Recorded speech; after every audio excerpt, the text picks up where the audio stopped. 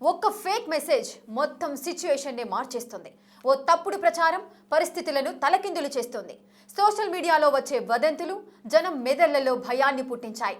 తెలంగాణలో పెట్రోల్ కొరత మొదలైందనే వదంతులు జనాన్ని పానిక్కి గురిచేశాయి. కానీ వాస్తవాలు మాత్రం మరోలా ఉన్నాయి. అసలు లేని కొరతను సృష్టించిందెవరు?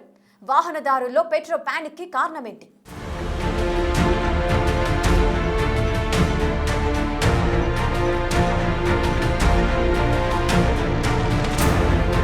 ఇంధనం కొరత లేదంటున్న ఆయిల్ కంపెనీలు, పెట్రోల్ బంకులకు క్యూ కడుతోన్న జనాలు,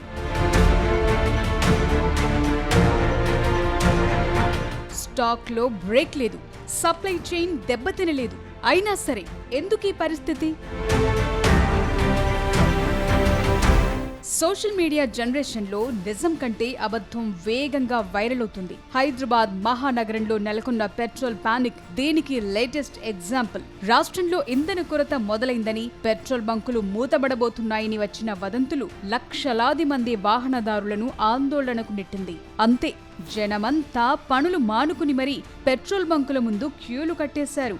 ఫిల్లింగ్ స్టేషన్లు తెరవకముందే బారులు తీరారు. అవసరం ఉన్నా లేకపోయినా ట్యాంక్ ఫుల్ చేయించుకున్నారు. ఇంకొందరైతే క్యాన్లలో కూడా పెట్రోల్ నింపుకుని వెళ్లారు. 2 రోజులుగా పెట్రోల్ బంకుల దగ్గర రద్దీ చూస్తుంటే నిజంగానే పెట్రోల్ కొరత ఇంత తీవ్రంగా ఉందా అనే భ్రమ కలిగింది. కానీ ఇదంతా నిజమైన కొరత వల్ల వచ్చింది కాదు, కృత్రిమ కొరత వల్ల పుట్టుకొచ్చిన భయం.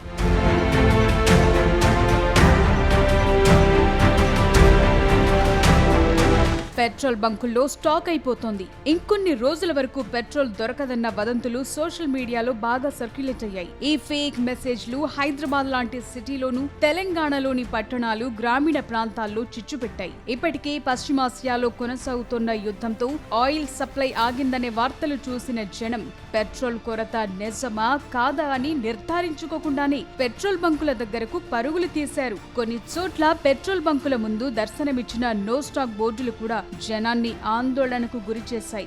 అంతే, దెబ్బకు అంతా వాహనాలు తీసుకుని బంకుల ముందు బారులు తీరారు. సాధారణంగా ఓ వాహనదారుడు తన అవసరానికి తగ్గట్లుగా లీటర్ నుంచి 4 లీటర్ల పెట్రోల్ పోయించుకుంటారు. కానీ పెట్రోల్ కొరత వస్తుందనే భయంతో ప్రతి ఒక్కరూ బైక్లో, కార్లలో ట్యాంక్ ఫుల్ చేయించడం మొదలుపెట్టారు. దీనివల్ల బంకుల్లో ఉండాల్సిన సాధారణ స్టాక్ ఒక్కసారిగా ఖాళీ అయిపోయింది. ఇది చైన్ రియాక్షన్ లా మారి పానిక్ క్రియేట్ చేసింది.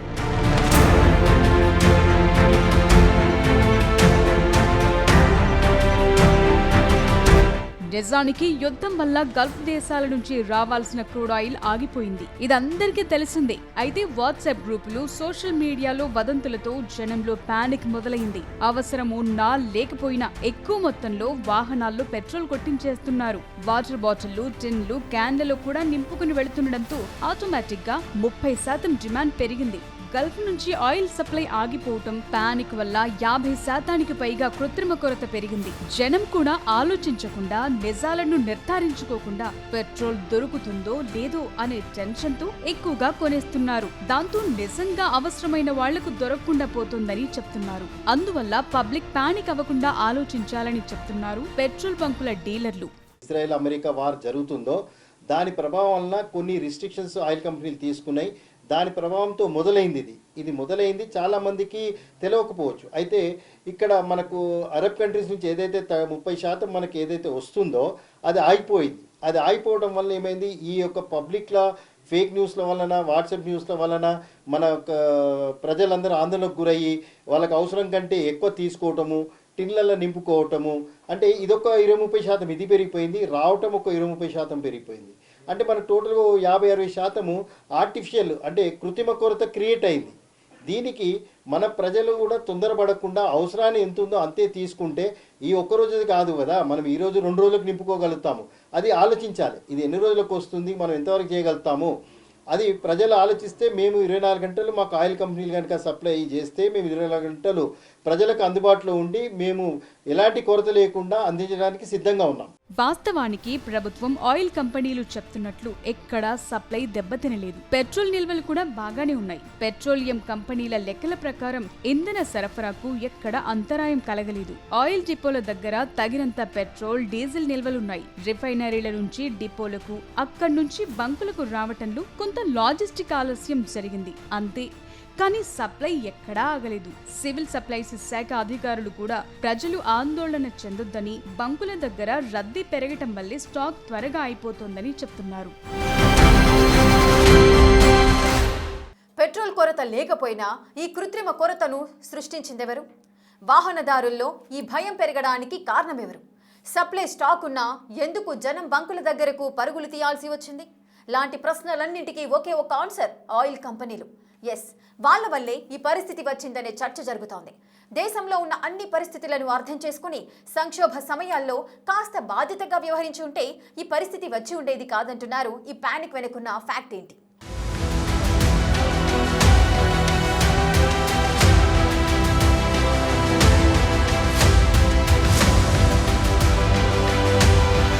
పెట్రోల్ బంకుల దగ్గర కిలోమీటర్ల మేర క్యూలు, గంటల తరబడి వెయిటింగ్లు.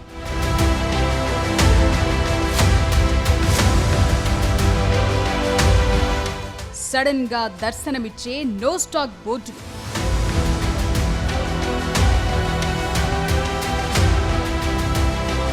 హైదరాబాద్ ఒక్కటే కాదు, 2 రోజులుగా తెలంగాణలో దాదాపుగా ఇలాంటి దృశ్యాలే కనిపిస్తున్నాయి. నిజానికి దేశంలో చమురు నిల్వలు అయిపోలేదు, సప్లై చైన్ దెబ్బతినలేదు. మరి ఎందుకీ గందరగోళం?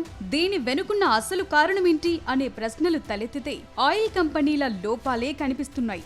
ఈ కృత్రిమ కొరత పెరగటానికి వదంతులు ఎంత కారణమో ఆయిల్ కంపెనీలు కూడా అంతే కారణమనే విమర్శలు వినిపిస్తున్నాయి.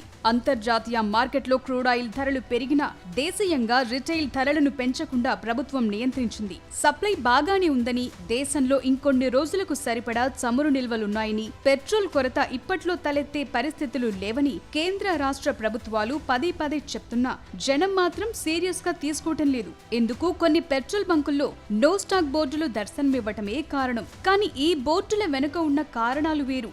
ఈ సంక్షోభ సమయంలో ఆయిల్ కంపెనీలు వ్యవహరించిన తీరే ఈ కృత్రిమ కొరతకు దారి తీసిందనే చర్చ జోరుగా సాగుతోంది. పెట్రోల్ బంకుల సరఫరాలో చిన్న బ్రేక్ రావటంతో ఆ భారం బంకులపై పడింది.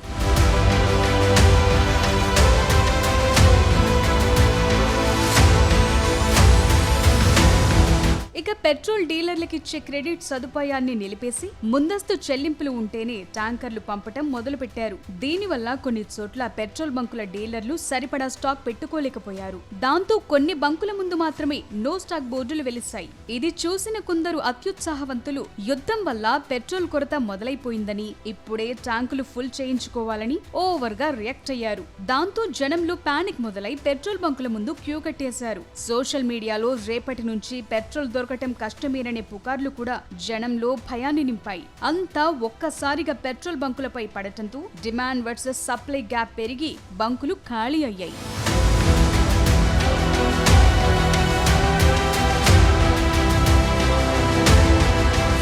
ఆయిల్ కంపెనీలు వేగంగా సప్లై చేయకపోవటం వల్లే ఈ పరిస్థితులు వచ్చాయని పెట్రోల్ డీలర్లు చెప్తున్నారు. కొందరైతే డబ్బులు కట్టిన పెట్రోల్ ట్యాంకర్లు సమయానికి రావట్లేదని చెప్తున్నారు. క్రెడిట్ లిమిట్స్ వల్ల కూడా పెట్రోల్ సప్లై ఆగుతోందని చెప్తున్నారు. తమ ఖాతాలో నగదు జమ చేస్తేనే పెట్రోల్ సప్లై చేస్తామని ఆయిల్ కంపెనీలు చెప్తున్నాయి. అడ్వాన్స్డ్ పేమెంట్స్ చేయమంటున్నాయి. అయినా సప్లై వేగంగా చేయటం లేదంటున్నారు డీలర్లు. పైగా గత వారం ఉగాది, రంజాన్ తో పాటు వీకెండ్ సెలవులు రావటంతో ఆయిల్ కంపెనీల డిపోలు పనిచేయలేదు. దాంతో ఒక్కసారిగా కొరత తలెత్తిందంటున్నారు. సెలవు రోజుల్లో ఆయిల్ డిపోలు పనిచేయకపోవడంతో దాని ఎఫెక్ట్ సోమవారం పడింది. అదే రోజు జనంలో పానిక్ మొదలయ్యింది. అది మరుసటి రోజు కూడా కంటిన్యూ అయ్యింది. దాంతో నిజంగానే కొరత తలెత్తిందేమోనని జనంలో భయం మొదలైంది.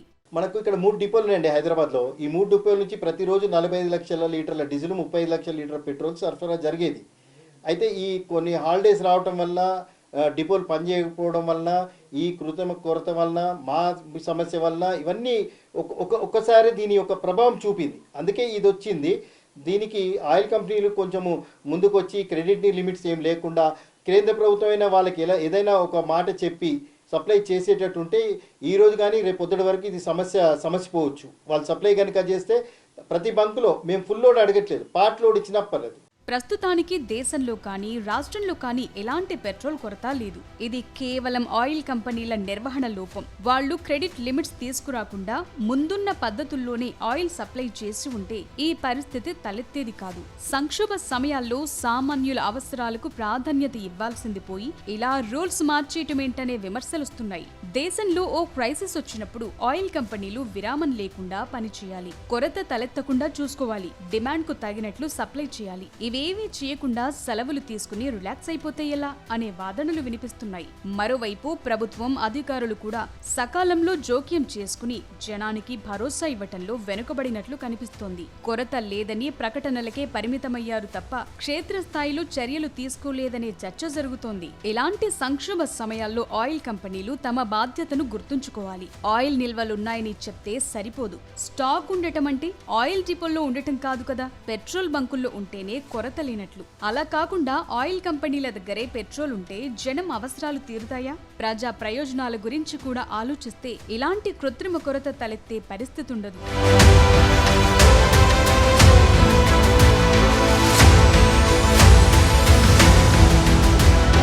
జనం కూడా ఏది నిజమో ఏది అబద్ధమో నిర్ధారించుకోవాలి. వదంతులు నమ్మి ఎగేసుకుని వెళ్లిపోతే టైం వేస్ట్ అవటమే కాదు, అనవసరమైన గందరగోళ పరిస్థితులు తలెత్తుతాయి. సంక్షోభ సమయాల్లో అధికారిక ప్రకటనలనే ప్రామాణికంగా తీసుకోవాలి. టెక్నాలజీ పెరిగిన ఈ కాలంలో ఇన్ఫర్మేషన్ ఎంత బలమో మిస్ఇన్ఫర్మేషన్ అంతకంటే ప్రమాదకరం. పెట్రోల్ కొరత అనేది ఓ భ్రమ మాత్రమే. కాస్త ఓపిక పడితే అన్నీ సర్దుకుంటాయి. ఆయిల్ కంపెనీలు బాధ్యతగా వ్యవహరించి అన్ని రోజులు సప్లై కొనసాగిస్తే కృత్రిమ పెట్రోల్ కొరత తలెత్తే పరిస్థితులే ఉండవంటున్నారు.